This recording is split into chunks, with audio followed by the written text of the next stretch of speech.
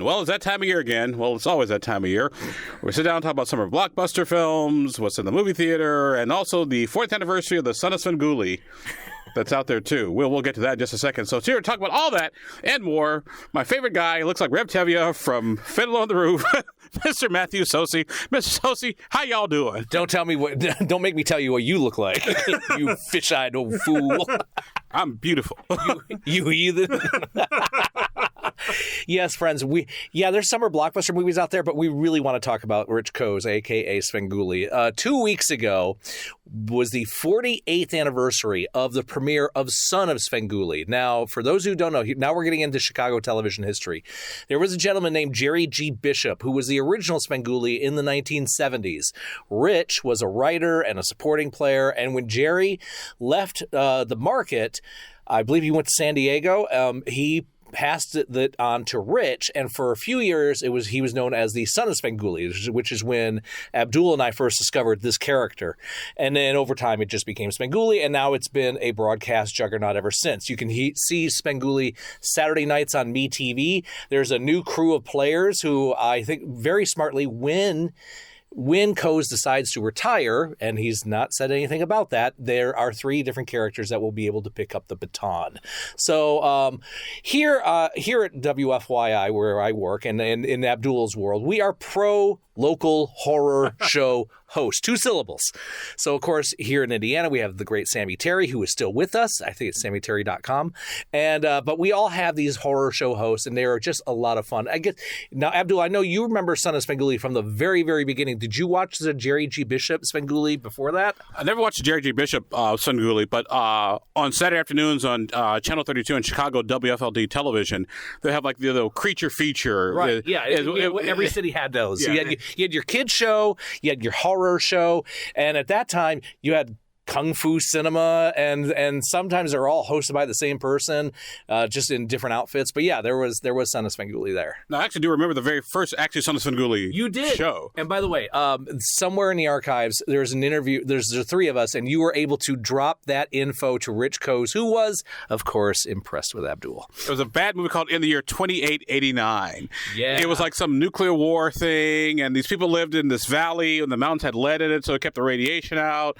And it was really bad. It was so bad, it's good. I love watching it every single time. Yeah, this is one of those post-apocalyptic things, which they kind of, I think, just shot in the hills of Southern California. Not quite the desert, and definitely not in the city, but with a small cast and a even smaller budget. Yeah, and the weird thing was, it was a guy who prepared for this day, had enough food for like 2-3 people, and the woman's fiance turned into like this rubber monster thing, and at the end it's her and the new boyfriend, they're holding hands like a new beginning. Like, Adam, where are the other people going to come from? That's my $1 million question. So, and wasn't the guy in the rubber suit, wasn't he on break from terrorizing the Robinsons in Lost in Space and Voyage to the Bottom of the Sea? And don't forget Star Trek, he played the Gorn, I think, too. Right, yes. So yeah, this is one of those, again, post-apocalyptic stuff. And the great thing about Svengoolie, as well as the other horror show hosts, is that you would see these kind of grade Z movies that were hanging out in everybody's TV film library, and then occasionally you could get like the classic Universal horror films and their offshoots. So yeah, it ran the gamut from classic horror to schlocky stuff. It went from Dracula, Wolfman, Frankenstein to Zontar, the Thing from Venus, and Blackula. Yes, and yes, he did those too. and the thing with Koz's Svengoolie, and so the Jerry G. Bishop Svengoolie had kind of a hippie look to him. I remember you could hear Rumble by Link Ray played under it all through segments, and there was a kind of a vaudeville shtick to Svengoolie. I was talking with one of the other voices at work, and she told me she grew up in northern Indiana, and Svengoolie scared her because it was a black and white TV. He's talking in a coffin. She was also 2 or 3 years old, and occasionally, a talking skull would show up. That would be Tombstone. Yeah. Zalman T. Tombstone Jr., by the way. Zalman T. Tombstone, and I remember asking Rich on the last week's Film Sociology. I replayed my 2012 chat with Rich, just the two of us.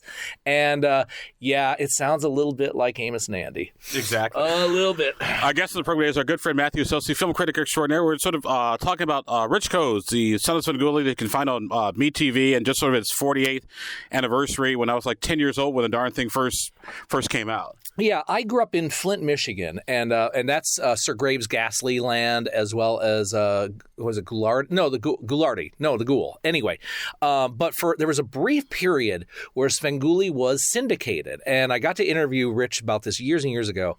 And when his show started to take off, it got syndicated briefly, I think, in Boston, San Francisco, and Detroit. And I remember asking him, well, wait, how did, because there were references, and he said that he would talk to each city, the station that carried this, and they would say, give me the name of a local TV personality or a politician or a carpet company. Or a carpet company. Yes, exactly. If you're in Chicago, that number's singing in your head right now. And the sports teams. And I remember that when they would have the cutaways, when they go, we now return to Zontar, the thing from Venus, you heard Sven, but you didn't see him. So he was recording these spots and sending them out. And it turned out that he was syndicated in Detroit, I think, for less than a year, which kind of surprised me. So I'm sure Channel 50 played and replayed those after a while. But I have to say, growing up in Flint, we had Sir Graves Ghastly on Channel 2 in the afternoons. And then in the evenings, you had Svengoolie, Son of Svengoolie that was syndicated. Elvira was also a syndicated program, which is great when you are 12. And then briefly, I think at midnight, Channel 2 played a duo that turned out they were out of Cleveland, Big Chuck and Little John. And it was the same thing. They did these comedy bits and then hosted crappy horror movies. And this is great fodder when you're a kid, a film fan, and you don't have a driver's license. But I will say this. The one thing that Svengoolie did that I don't think any of the other shows did, and I may be wrong on this, I doubt if I am, but I may be. There's a possibility. I'll tell you if you are. Thank you.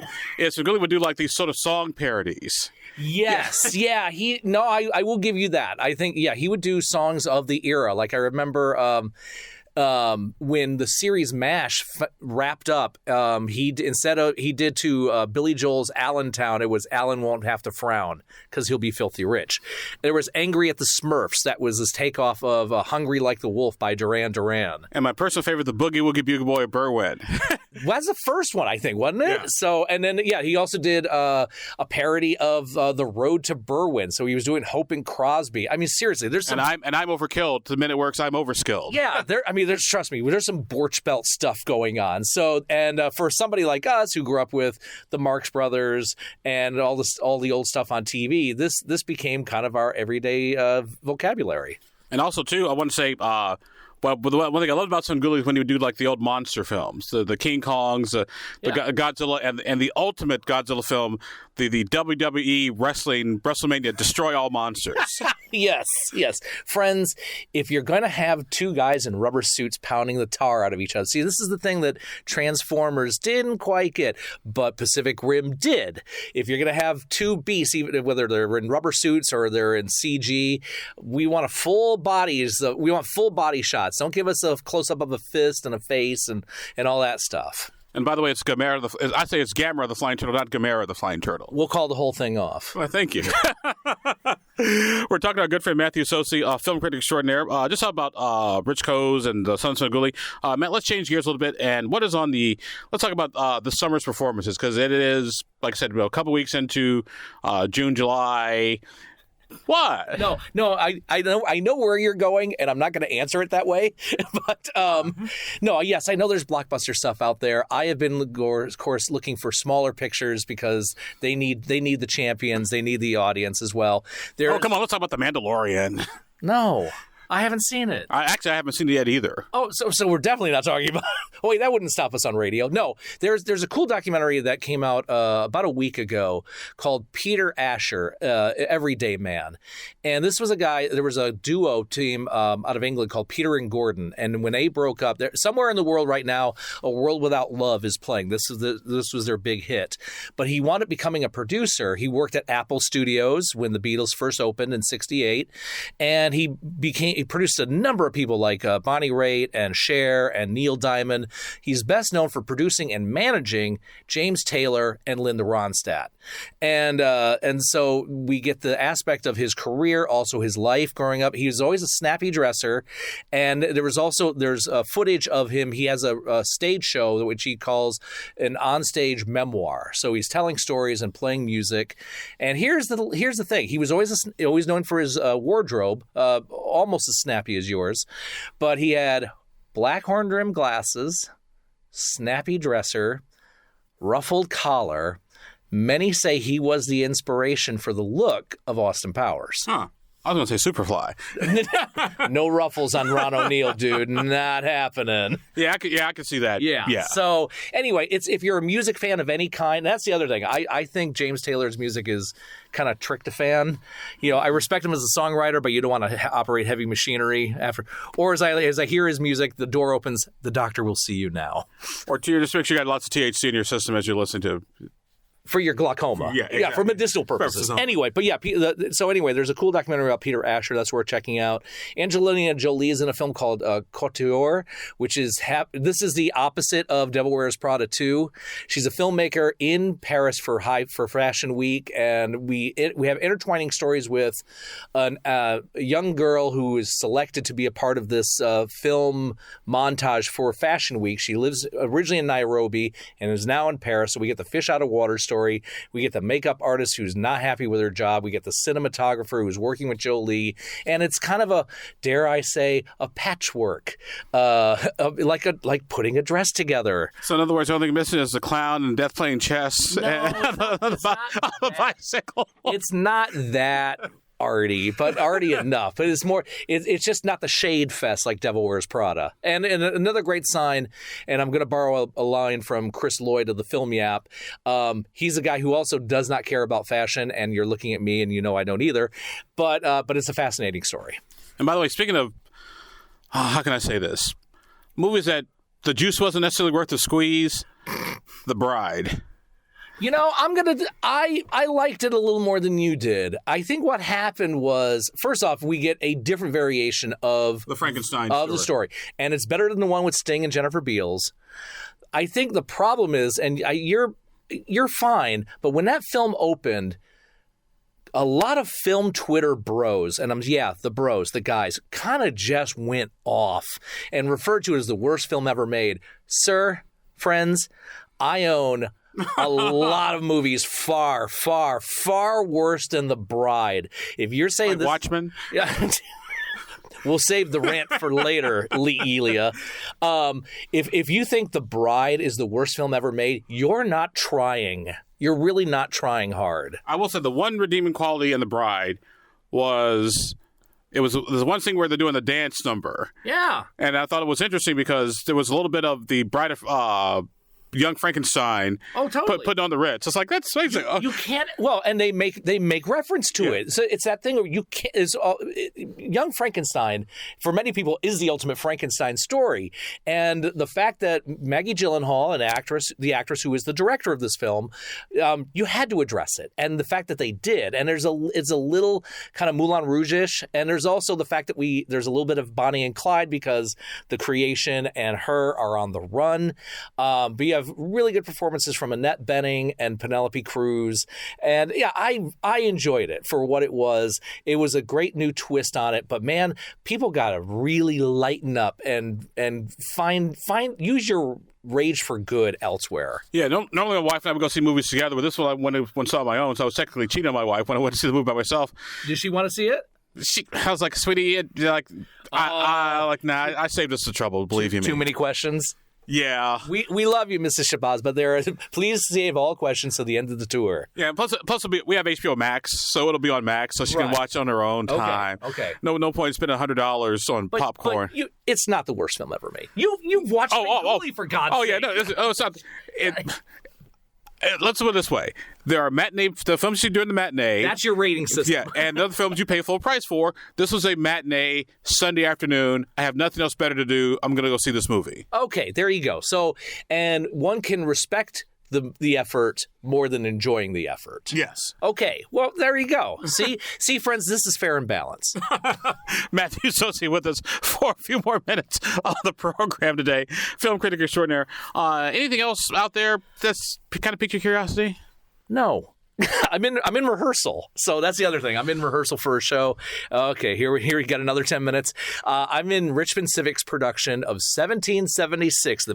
Shut up! The musical about the making of the Constitution. It's going to run mid-August in Richmond, Indiana. Yes, at Richmond Civic Theater. It's right off of I-70, and I play Samuel Chase from Maryland, and that's how they said it then, along with Virginia. And it's a great play. If you're a history buff, even if you're not enstewed in everything about the Constitution, snappy dialogue, good songs. It's a lot of fun. The film is a Socey family tradition. We watch it every 4th of July, along with Yankee Doodle Dandy. But I'm excited to be a part of it. You're chuckling now.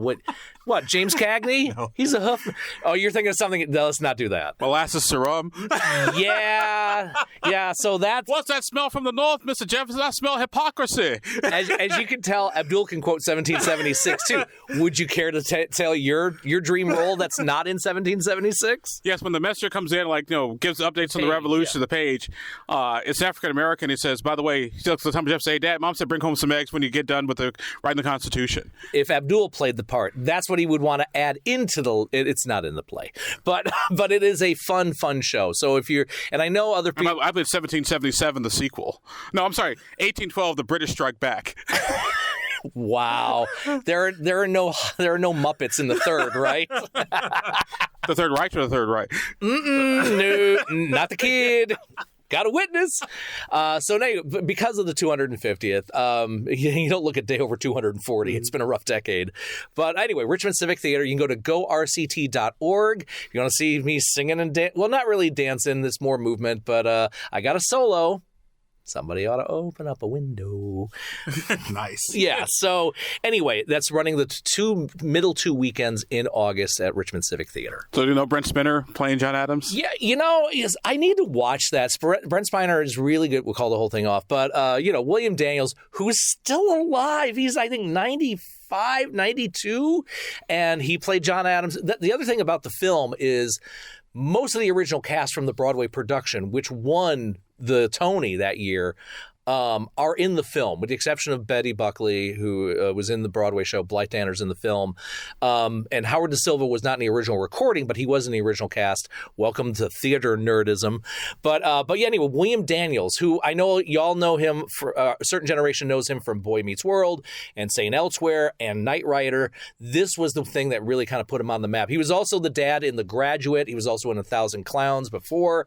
But yeah, he will always be John Adams. And we have a pretty good John Adams ourselves. So if you want to see what we're up to, go check it out at Richmond Civic Theater. Does it close out the show with plastics? One word. So, unfortunately, the word here is rum. Molasses. So when is that once again? So anyway, it's going to run the 2 weekends in middle weekends in August at Richmond Civic Theater, and you can go to gorct.org for all the information. And again, if you want to see me on stage, this is a golden opportunity for you. All righty. Well, Matthew Socey, Sam Taylor Coleridge, John Adams, whoever you are playing in 1775. What? The prequel? I'm sorry. It's August 6th through the 9th and the 13th through the 16th. And so gorct.org. So you get frozen in ice and pulled up 75 years later? I love you. I know.